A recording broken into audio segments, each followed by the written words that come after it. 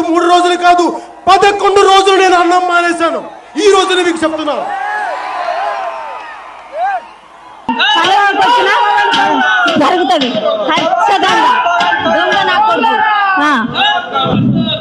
ఆంధ్ర తెలంగాణ రాజకీయాలలో పవన్ కళ్యాణ్ ఆగమాగం. పవన్ కళ్యాణ్ ముఖ్యమంత్రి అవుతాడు ఇక్కడ. తెలంగాణ రాజకీయాల మీద పవన్ కళ్యాణ్ పగటి కలలు. తెలంగాణలో జనసేన ఉంటుంది, మేము పోటీ చేస్తాం. జన్వాడ కోడి చెరువు కబ్జా వెనుక ఉన్న అసలు మర్మం.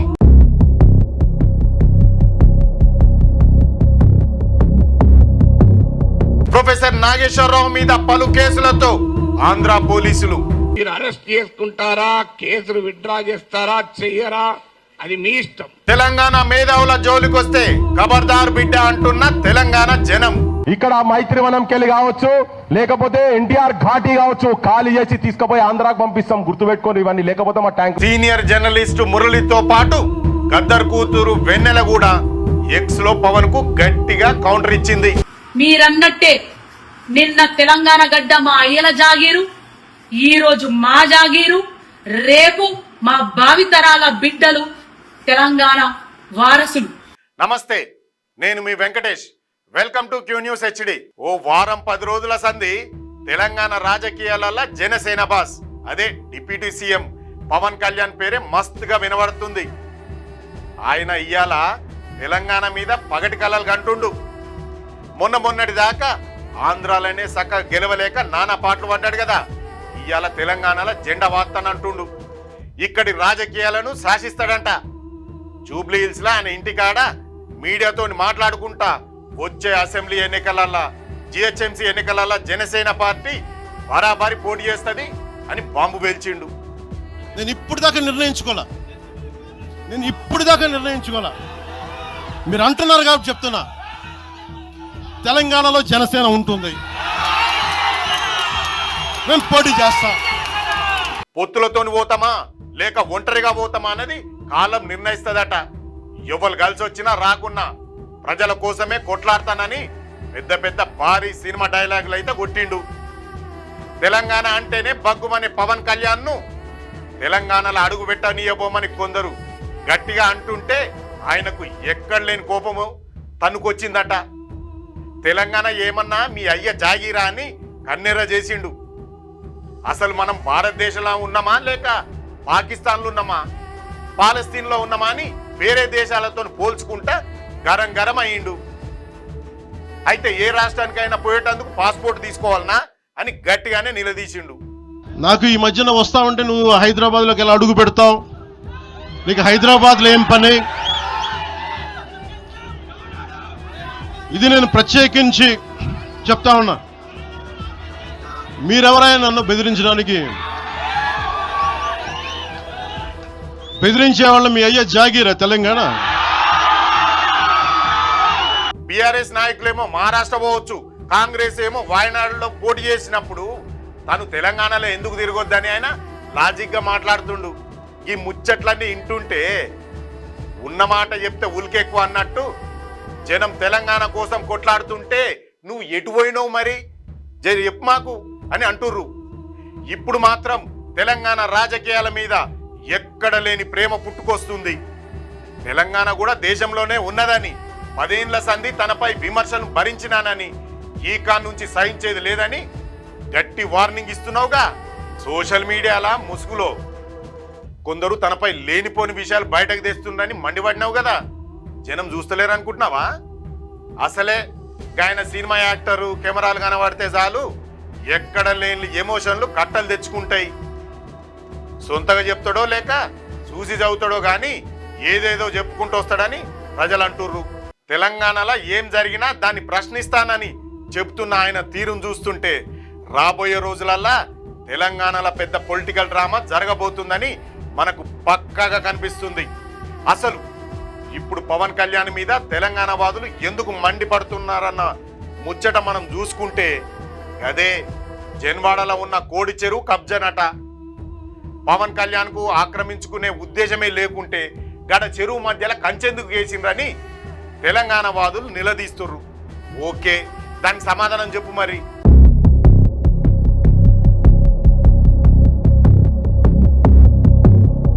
వారికే నేను చెప్తా ఉన్నా, తెలంగాణ ప్రభుత్వానికే చెప్తున్నా.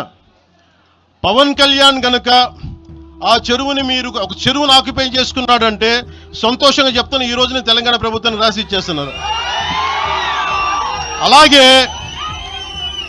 తెల్లారి లేస్తే చాలు తెలంగాణ మీద పడి దిష్ట వ్యాఖ్యలు చేసే వ్యక్తి అకస్మాత్తుగా తెలంగాణ మీద ఎందుకు ప్రేమ కురిపిస్తుండో అర్థం కాక మనోళ్ళు తలలు పట్టుకుంటుర్రు. అసలే సినిమా ఓడు ఇప్పుడు మాట్లాడుతున్న మాటల వెనుక ఏదో పెద్ద మర్మమే ఉందని అనుమానించడం వాజీ ముచ్చటే కదా. గండిపేట మండలంలో జెన్వాడ గ్రామంలో ఉన్న కోడి చెరువు అది FTL బఫర్ జోన్ ఆక్రమించి సిగ్గు లేకుండా ఫెన్సింగ్ వేసుకున్నాడని గట్టిగానే విమర్శలు వస్తున్నాయి కదా. పవన్ కళ్యాణ్ కు అక్కడ దాదాపు 18 ఎకరాల భూమి ఉందని, అందులో కోడి చెరువు శిఖం భూమిని కూడా కబ్జా చేసిండని మీడియా వాళ్ళు కూడా గ్రౌండ్ రిపోర్ట్లు ఇచ్చిర్రు. చెరువు పక్కన కట్టమైసమ్మ గుడికి పోయే దారిని కూడా మూసేసిండ్రని గ్రామస్తులు కూడా మొత్తుకుంటారు కదా. అవునా కాదా? దీనిపైన నీ సమాధానం ఏంది? ఇది గిట్లుంటే జనసేన వర్గాలు మాత్రం ఆయన భూమిని చట్టబద్ధంగా కొనుగోలు చేసిండని దిగమక వాదిస్తుర్రు. ఈ పంచాయతీ మీద హైడ్రా కమిషనర్ అదే రంగనాథ్ సార్ కూడా స్పందించిండు. ఆయన ఏమన్నాడంటే తమ దృష్టిలో చెరువు పరిధిలో పక్కా నిర్మాణాలు ఏవి జరగలేదని, పుట్టి మాత్రమే వేసిండ్రని చెప్పిండు. ఆ కంచె చెరువు జాగాలకు వచ్చిందా అన్నది తేల్చనీకి జైంట్ సర్వే చేస్తామని, తప్పుంటే బరాబర్ తొలగిస్తామన్నాడు. ఇక్కడ గమ్మత్తైంది ఏంటంటే అసలు గాడ చెరువు మధ్యలో ఫెన్సింగ్ వేసుడు తప్పు కదా అని జనం అంటుర్రు.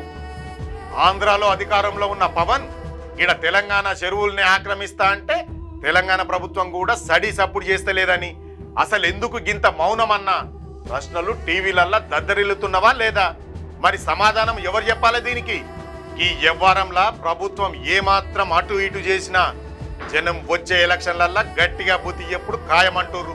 పవన్ తెలంగాణ పట్ల విద్వేషకారుడే కాదు, కబ్జాదారుడన్న విమర్శలు పెరిగితే ప్రభుత్వానికే నష్టమని విశ్లేషకులు కరాఖండిగా చెప్తుర్రు.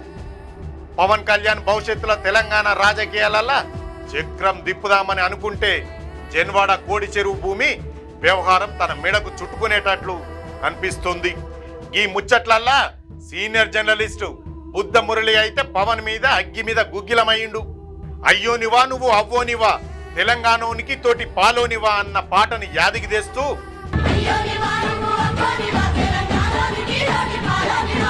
ఇస్తుంటారమ్మంటే నువ్వు ఇల్లంతా నాదంటావా, తిన్నింటి వాసాలు లెక్క పెడతావా అని నిలదీసిండు. పవన్ కళ్యాణ్ గద్దర్కు బండి కొనిచ్చిండన్న ముచ్చట మీదనే గట్టి కౌంటర్ ఇచ్చిండు. పవన్ గా ముచ్చటకి ఇప్పుడెందుకు చెప్తుండో, దాని వెనుక మర్మమేందో చెప్పాలని గట్టిగా బలగుద్ది అడిగిండు. అరే తమ్మి, నాకు బుల్లెట్లు దిగినీరా, నాకు వెనకాల నన్ను స్వేచ్ఛగా రే అని పిలుచుకునేంత చనువు మా ఇద్దరి మధ్య. నాకు బుల్లెట్లు దిగినీరా ఈ వెన్నులో. నడవాలంటే ఇబ్బందిగా ఉందిరా, నాకు కారులో పోవాలంటే ఆటోలో తిరగలేకపోతున్నా.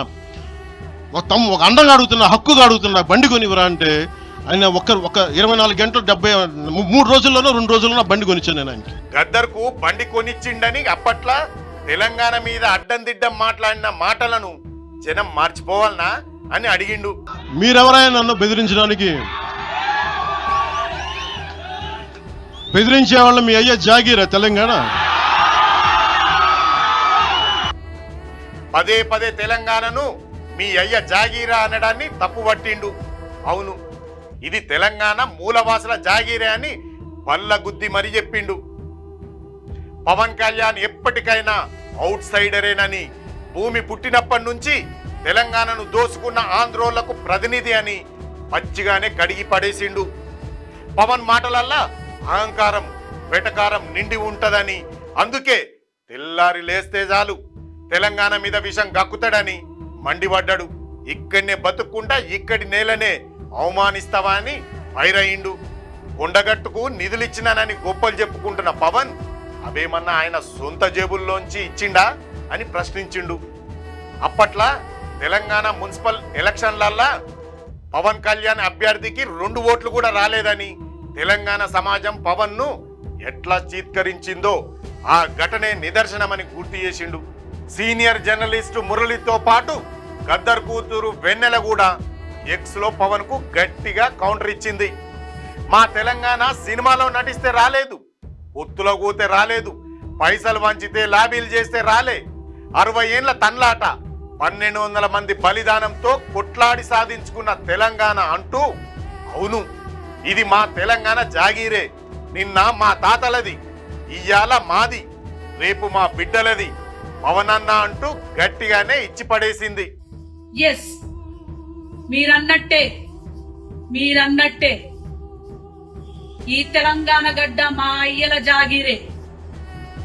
మీరన్నట్టే నిన్న తెలంగాణ గడ్డ మా అయ్యల జాగీరు, ఈ రోజు మా జాగీరు, రేపు మా భావితరాల బిడ్డలు తెలంగాణ వారసులు. ఇది మా గడ్డనే, మా తెలంగాణ గడ్డనే, మా త్యాగాల గడ్డనే అని తెలియజేసుకుంటూ జై తెలంగాణ, జోహార్ తెలంగాణ అమరవీరులకు. తెలంగాణ వచ్చిందని తెలియంగానే 11 రోజులు నీళ్లు కూడా తాగలేదని చెప్పిన పవన్ కళ్యాణ్ ఇప్పుడు వేరే విధంగా చెప్పుకొస్తుండు.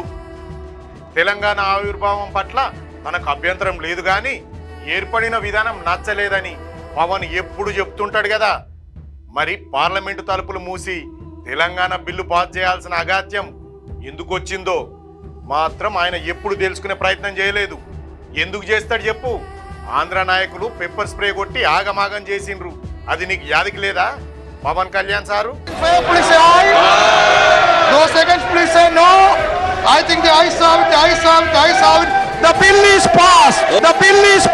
విద్వేషం తప్ప నరాన మరేమి లేదని పవన్ కు తెలంగాణ మీద ఏ హక్కు లేదు. కావాలంటే పక్క రాష్ట్రాలైన తమిళనాడుకో కర్ణాటకో పోయి ఇట్లనే మాట్లాడితే ఏం జరుగుతుందో ఒక్కసారి చెక్ చేసుకోవాలి. ఏపీలోనే సీఎం కాలేని వ్యక్తి తెలంగాణలో ఎట్లయితాడని జనం అంటుర్రు. అసలు గీన వెనుకుండి నడిపిస్తున్న నాయకులు ఎవరో బయటపడాలని డిమాండ్ చేస్తున్నారు ఇక్కడి ప్రజలు. ఇక ప్రొఫెసర్ నాగేశ్వరరావు లాంటి వ్యక్తులను టార్గెట్ చేస్తే కుదరదని జనం కుండబద్దలు కొట్టి మరీ చెప్పిర్రు.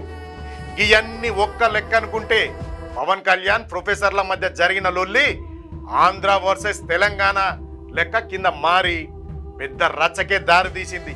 అవునా కాదా? మీరు అరెస్ట్ చేసుకుంటారా, కేసులు విత్డ్రా చేస్తారా, చెయ్యరా, అది మీ ఇష్టం. పవన్ కళ్యాణ్ నాదెండ్ల మనోహర్ హోంమంత్రి అమిత్ షాను కలిసి జగన్ మీద చర్యలు తీసుకోవాలని కోరిరని నాగేశ్వరరావు ఓ టీవీ డిబేట్ల కామెంట్ చేసిండు. దీనికి జనసేన కార్యకర్తలు గరమై ఏపీ పోలీస్ స్టేషన్లల్లా నాగేశ్వరరావు మీద కేసులు పెట్టిర్రు.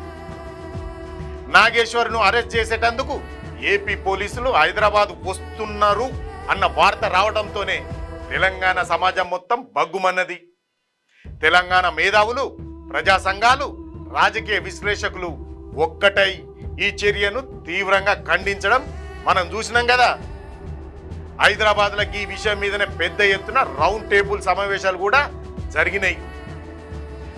పోను తెలంగాణలో పవన్ పంచాయతీ గట్టిగానే రాజుకుంటుంది. ప్రొఫెసర్ నాగేశ్వర్ మీద ఎఫ్ఐఆర్లు అవసరమా అంటూ బీజేపీ నాయకుడు మురళీధర్ రావు కూడా ఓపెన్ గానే చెప్పిండు. ఏపీ పోలీసులు వెంటనే కేసులను ఉపసంహరించుకోవాలని కూడా ఆయన కోరిండు. ఈ వ్యవహారం మీద బీఆర్ఎస్ నాయకుడు హరీష్ రావు, కల్వకుంట్ల కవిత 2.0 కూడానే గట్టిగానే స్పందించింది. తెలంగాణ మేధావుల జోలికి వస్తే ఖబర్దార్ బిడ్డ అంటూ పవన్ కు డైరెక్ట్ గానే వార్నింగ్ ఇచ్చిర్రు. తెలంగాణ ఏర్పడి 12 ఏళ్లయి 2 రాష్ట్రాలు కూడా సుకూన్గా ఉన్న ఈ సమయంలో ప్రాంతీయ విభేదాలు రాజుకుంటున్నాయి. దీని మీద పవన్ కళ్యాణ్ స్పందిస్తూ తాను ఎవరిని అరెస్ట్ చేయించాలని కుట్రలు పన్నలేదని, నాగేశ్వర సొంటి మేధావులు తనను కించపరిచేలా మాట్లాడడం సరికాదని ఎదురుదారికి దిగిండు. అయినా కూడా తెలంగాణ జనం ఎక్కడా తగ్గుతలేరు. ఏపీ పోలీసుల మీద తెలంగాణ వాదులు మండిపడుతుర్రు. ప్రొఫెసర్ నాగేశ్వరరావు లాంటి గొంతుకను నొక్కాలని చూస్తే ఊరుకునేది లేదని తేల్చి చెప్తుర్రు. ఈ వ్యవహారం వెనకాల బీజేపీ కుట్ర కూడా ఉందని కొందరు అనుమానపడుతుండ్రు. ఏదేమైనా చిన్న మాటల యుద్ధం చూస్తుంటే 2 రాష్ట్రాల మధ్య పచ్చగడ్డి వేస్తే బగ్గుమనేదాకా పోయిందంటుర్రు. ఈ సోషల్ మీడియాలో కూడా 2 వర్గాలు ఏర్పడి వాదోపవాదాలు మొదలైనవి. రాజకీయ నాయకుల అత్యుత్సాహం వలన వస్తుందా, లేక నిజంగానే కక్ష సాధింపు చర్యలు నడుస్తున్నాయా అన్నది కాలమే తేల్చాలి. ఈ విషయాలు, ఈ పరిణామాలు ఎటువైపు దారి తీస్తాయన్నది తెలియాలంటే మరికొద్ది రోజులు చూడాల్సిందే అంటుర్రు జనం. ఇది పవన్ కళ్యాణ్ కథ. మరో మంచి టాపిక్తో మీ ముందుకు వస్తా. అప్పటి వరకు చూస్తూనే ఉండండి క్యూ న్యూస్. సైనింగ్ ఆఫ్ మీ వెంకటేష్. క్యూ న్యూస్ లో వీడియో ఎడిటర్లు కావాలను. మీడియా రంగంలో మీ టాలెంట్ కు ఇది సరైన వేదిక. 3 నుండి 4 సంవత్సరాల ఎక్స్పీరియన్స్ ఉండి Photoshop, Premiere Pro, After Effects లో నైపుణ్యం ఉన్నవారు కావాలను. ఫ్రెషర్స్ కూడా అవకాశాలున్నాయి. ఆసక్తి ఉన్నవారు వెంటనే సంప్రదించండి. 8143001981.